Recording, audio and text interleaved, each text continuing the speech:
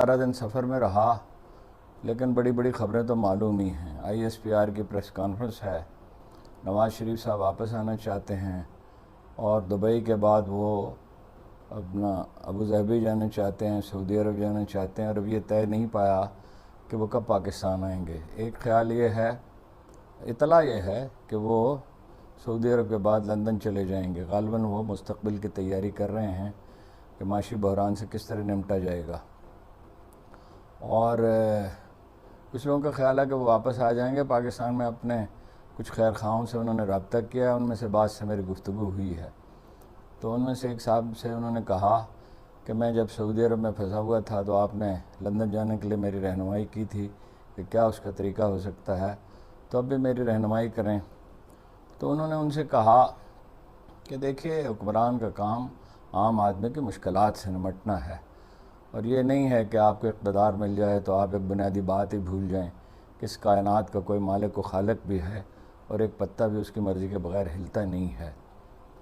तो मालूम नहीं उन्होंने इसके जवाब में क्या कहा, लेकिन बहरहाल अभी अभी मैंने तस्दीक की है कि वापसी की तारीख़ अभी तय नहीं हुई, अगरचे उनकी आरज़ू बहुत शदीद है वापस आने की। दूसरी बात यह है कि ज़रदारी साहब भी बहरहाल उम्मीदवार हैं, और ख़ुद नहीं तो बिलावल बन जाए, मगर बिलावल के मामले में तहफ़्फ़ुज़ात हैं, इसलिए कि एक तो उनकी बुनियाद कमज़ोर है, सिंध के देही के इलाके के सिवा उनके कहीं सपोर्ट नहीं है। और मुस्लिम लीग जो है वो अगर PTI को मिनहा कर दिया जाए, यानी ये तय तो ये है कि PTI को मिनहा किया जाएगा और उसे सिर्फ अपोजिशन का किरदार दिया जाएगा, और ज़ाहिर है महदूद किरदार दिया जाएगा, तो बाकी लोग मिलजुल कर हुकूमत बनाएंगे। इस सवाल पर भी बहुत गौर हुआ है कि मुश्तरका तौर पर वो इलेक्शन लड़ें, लेकिन मुश्तरका तौर पर इलेक्शन लड़ने में तो उल्टा अंदेशा है, इसलिए कि मुश्तरका तौर पर इलेक्शन लड़ेंगे तो फिर PTI को इजाज़त देनी पड़ेगी, और PTI को इजाज़त दी जाएगी तो उसमें अंदेशा है कि उसका आम वर्कर भी जीत सकता है। तो जो लोग जिन अखबार नवीसों से मेरी गुफ्तगू हुई है जो दुबई के से राब्ते में हैं, उनका कहना ये है, और इस्लामाबाद को जो बगौर देख रहे हैं और रावलपिंडी को, कि मखलूत हुकूमतें बनेंगी। उनका कहना यह है कि PTI को मिनहा करके मखलूत हुकूमतें वजूद में आएंगी, मरकज़ में भी मखलूत हुकूमत होगी। PTI के मुमताज़ लीडरों को पंजाब में उनकी ख्वाहिश है पीपल्स पार्टी की कि उनको अकोमोडेट कर लिया जाए, तो पंजाब में भी एक मखलूत हुकूमत होगी जिसमें ज़ाहिर है गलबा जो है फिर उसका नून लीग का होगा, और वहाँ पे मौलाना फजलुर रहमान की ख्वाहिश है कि पख्तूनख्वा में जो है वो वज़ीर आला उनका हो। अभी वो वोटों का कैसे बंदोबस्त करेंगे ये मालूम नहीं, लेकिन बहरहाल कोलिशन गवर्नमेंट ही बन सकती है। बलूचिस्तान हमेशा से मुनक़सिम रहा है, और ज़ाहिर है कि वहाँ एक बहुत से ग्रोहों पर मुश्तमिल हुकूमत बनेगी। बड़ी पार्टी तो शायद जमीयत उलमा इस्लामी हो, लेकिन अक्सरियत तो बहरहाल उसकी नहीं हो सकती, इसलिए कि पश्तून बेल्ट में ही जीत सकती है, बलोच बेल्ट में तो उनका असर रसूख नहीं है, शायद ही कोई सीट कभी उन्होंने जीती हो। दूसरी तरफ ISPR की प्रेस, अच्छा, वज़ीर आज़म के नाम पे कोई, जहाँ तक मुझे मालूम है, इत्तफ़ाक़ राय नहीं हो सका, लेकिन इस्टेब्लिशमेंट ग़ालिबन यही चाहेगी कि शहबाज शरीफ वज़ीर आज़म हो, इसलिए कि शहबाज शरीफ में ये सलाहियत है कि वो दूसरों को साथ लेके चल सकते हैं, और दूसरी पार्टियों को भी, और तरक्याती कामों के मामले में उनकी शोहरत ये है कि वो पित्ता मारी कर सकते हैं, अगरचे उनकी हालत पहले किसी तो नहीं है, यादाश्त उनकी ख़राब हो चुकी है, और कोई बहुत शख्सियत में उनकी जो तरतीब थी और जो तरंग और वलवला था वो तो रुखसत हो चुका। लेकिन बहरहाल ये इम्कान ज़ाहिर किया जा रहा है कि नवाज़ शरीफ साहब जो हैं वो मुमकिन है मुल्क के अंदर ना आएँ, और आएँ तो उनका किरदार एक तरजीहात तय करने वाले शख्स का तो हो, या इन तरजीहात तय करने में उनका काफ़ी बुनियादी किरदार हो, लेकिन ये उस तरह की हुकूमत नहीं होगी जैसी माजी में रही हैं। ये एक ऐसी हुकूमत होगी जिसकी तरजीहात में इस्टेब्लिशमेंट का बहुत अमल दखल होगा। तो बहुत से लोगों का ख्याल ये है कि शहबाज शरीफ ही वज़ीर आज़म रह सकते हैं। और बाकी सूबों का मैंने आप सर्च कर दिया, बलूचिस्तान में एक मखलूत हुकूमत होगी, और कबायली सरदारों की हमायत के साथ, और जमीयत उलमा इस्लाम और अख्तर मैंगल की हमायत के साथ, और अचकज़ई की हमायत के साथ। अचकज़ई ग़ालिबन ज़्यादा सीटें नहीं जीत सकेंगे, इसलिए कि जब उन्हें मौका दिया गया तो उन्होंने अपने रिश्तेदारों के सिवा एक भी वजारत किसी और को नहीं दी। तो ये ISPR की प्रेस कॉन्फ्रेंस के बारे में कुछ ज़्यादा अर्ज करने की ज़रूरत नहीं है। उसमें इस अज़्म को दोहराया गया है कि 9 मई के वाक़यात में जो लोग मुलव्वस थे उनमें से किसी को माफ़ नहीं किया जाएगा। और यहाँ तक कहा, ये तक क्या बता दिया गया कि एक लेफ्टिनेंट जनरल और 3 मेजर जनरल्स और 7 ब्रिगेडियर्स के अलावा कुछ एहलकारों को, कुल तादाद 15 बनती है, यानी 4 और एहलकारों को सज़ा दी जा चुकी है और 102 आदमियों के मुकदमात फ़ौजी अदालतों में ज़ेर बहस हैं। तो और ये दावा ये है कि भाई एक मुनज़्ज़म साजिश थी। बाद अखबार में इस पर यकीन रखते हैं। मेरा ज़ाती ख्याल ये है कि ये तो हतमी तौर पर नहीं कहा जा सकता और एक यानी अदालती तहकीकात ही इसका तयन कर सकती है, लेकिन अदालतें तो अब उसमें मुअत्तल ही हैं, मीडिया भी उसमें मुअत्तल है। अगर हमें कोई इन्फॉर्मेशन मिलती है तो सोशल मीडिया से मिलती है। मेन स्ट्रीम मीडिया जो है वो तो सरेंडर ही कर चुका और इस दूर दूर तक इसका इम्कान नज़र नहीं आता कि वो अपना माजी का किरदार बहाल कर सके।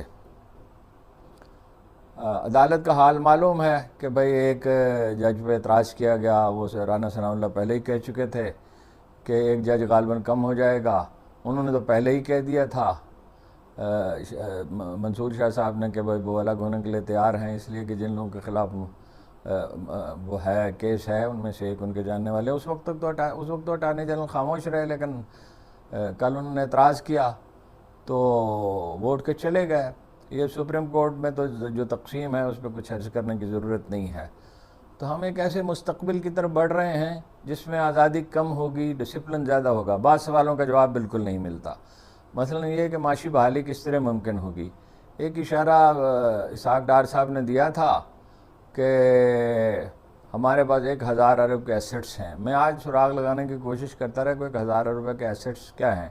आमतौर पर यह कहा जाता है कि बंदरगाहें हैं, सड़कें हैं और उसमें जिन पे इंडस्ट्रियल जोन्स बनना है और कुछ पे काम भी शुरू हो चुका है। लेकिन आज किसी ने मुझसे कहा, और ये बात ज़्यादा काबिल फ़हम है, कि 6000 बिलियन डॉलर मादनियात के ज़खायर हैं। अगर जो उसमें सवाल यह है कि फौरी तौर पे क्या हो सकता है। अब पिछली हुकूमत ने जो कुछ किया है वो सब के सामने वाज़ेह है कि भाई ना कोई हुनरमंद पैदा किए, ना कोई इंडस्ट्री में इन्वेस्टमेंट हुई। इमरान खान के दौर में मईशत आखिर में संभलने लगी थी, डैम बनने शुरू हो गए थे, सेहत कार्ड जारी हो गया था। लेकिन बहरहाल वो तो अब ऐसा लगता है कि बस चला हरीफों का, तो वो उनको माजी का किस्सा बनाने की कोशिश की जाएगी और किसी न किसी मुकदमे में सज़ा उन्हें सुना ही दी जाएगी।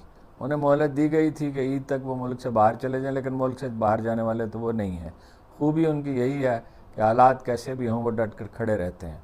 और ख़ामी ये है कि लचक नहीं है। मैं नहीं समझता कि 9 मई का हादसा इसकी वजह है। 9 मई का हादसा तो उसकी कल्मिनेशन है। उन्होंने अपने कारकुनों में बहुत जज्बातियत पैदा कर दी। अब उनकी थ्योरी ये है कि अपना उकसाने वालों ने उकसाया और साजिश की। उकसाने वालों ने ज़रूर उकसाया होगा और उसे कुछ शवाहिद भी हैं, लेकिन आपके लोग उकसाने में क्यों आए? इसलिए कि उनके मिजाज में ये चीज़ राह पा चुकी थी। तो हतमी तौर पर तो ज़ाहिर है इन सब चीज़ों के बारे में पेशगोई करना मुश्किल है, लेकिन जो खतूत मैंने आप सर्च किए हैं उसी पे चीज़ें ज़्यादा इम्कान है कि आगे बढ़ रही हैं।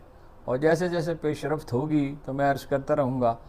कल से जब मैंने अर्ज़ किया कि प्रोग्राम का वक्त टीवी का तब्दील हो गया है, तो बहुत से तबसरे हुए और बहुत सी अफवाहें फैलीं और बहुत से ताने दिए गए।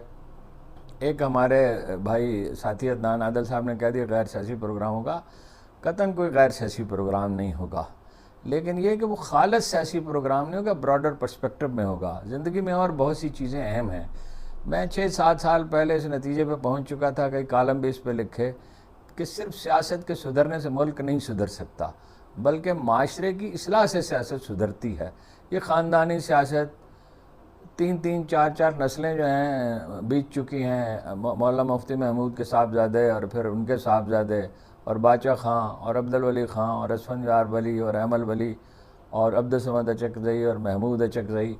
ये जो विरासती सियासत है दुनिया में कहीं इससे मुल्क का भला नहीं हुआ। मुल्क का तालीम नहीं है, शऊर नहीं है। और मीडिया का हाल ये है कि जहाँ कहीं कोई मुस्बत काम हो रहा है, वेलफेयर के अदारे काम कर रहे हैं, हज़ारों तालीमी अदारे हैं, हॉस्पिटल हैं और वेलफेयर के अदारे हैं, उस पर कोई बात नहीं होती। तालीमी अदारे तबाह हो चुके हैं, उन्हें बेहतर बनाने की कोई कोशिश नहीं हो रही, कोई डिबेट तक इस पर नहीं हो रही। तो ये एक ब्रॉडर पर्सपेक्टिव में प्रोग्राम होगा। सियासत कोई शजर ममनुआ नहीं है, ना इस्टेब्लिशमेंट कोई मुकद्दस गाय है कि उस पर तनकीद नहीं हो सकती। ज़ाहिर है कि मेन स्ट्रीम मीडिया पे अब उस तरह खुलकर बात नहीं हो सकती, लेकिन सोशल मीडिया पे बहुत कुछ कहा जा सकता है, और बात करने का अगर आपको सलीका है तो आप कह सकते हैं। अगर आपकी कोई साख है तो बात सुनी भी जाती है। मैंने अपने ख़यालात में कोई तब्दीली पैदा नहीं की है, मैं आज भी अपनी उन्हीं आरा पर कायम हूँ जिन पर मैं कायम था। लेकिन जब बारिश बरस रही हो और बर्फ़ गिर रही हो तो कुछ देर के लिए मकान के अंदर दाखिल होने में कोई हर्ज नहीं होता। कुछ अरसे के लिए अगर एक मोहतात पर आया कदरे इख्तियार कर लिया जाए सोच समझ कर, भलाई के नुक्ता नज़र से, किसी खौफ की वजह से नहीं, तो इसमें क्या हर्ज है। अल्हम्दुलिल्लाह कोई खौफ नहीं है। मैंने कुछ वक्त जुल्फ़िकार अली भुट्टो के ज़माने में अखबार नवीसों के साथ जेल में गुजारा था, महदूद सा, और जेल कोई ऐसी चीज़ नहीं है जिससे आदमी खौफज़दा हो, लेकिन दीवारों से टक्करें मारने से क्या हासिल है। फिर ये मैंने कल भी वजाहत की थी, मैं आज फिर उसकी दोबारा वजाहत करना चाहता हूँ कि मेरे अदारे ने जिसमें मैं काम करता हूँ मुझ पर कोई दबाव नहीं डाला कतन। सिर्फ ये कहा कि भाई अगर आप कुछ ज़्यादा तवाज़न कायम कर सकते हैं तो ज़रूर करें। तो मैंने उनसे अर्ज़ किया कि मैं जितनी नरमी कर सकता था मैंने की है, मगर मैं अपने दिल की बात ही कह सकता हूँ। मेरे लिए यह मुमकिन नहीं है कि मैं मसनूई तौर पर तवाज़न पैदा करने की कोशिश करूँ। तो आज तो मैं बहुत एक तवील सफ़र से, जिसमें ताज़ियत के लिए कहीं जाना पड़ा और कुछ मुलाकातें थी बहुत ज़रूरी, थका हुआ आया हूँ। लेकिन मैंने चाहा, आप लोग फिर मुझे बार बार मैसेज भेजते हैं कि भाई ये पाबंदी के साथ भी ला करें, तो आज के लिए इतना ही अर्ज़ है। कल इंशाअल्लाह जो डेवलपमेंट होती है तो फिर उस पर कल बात होगी।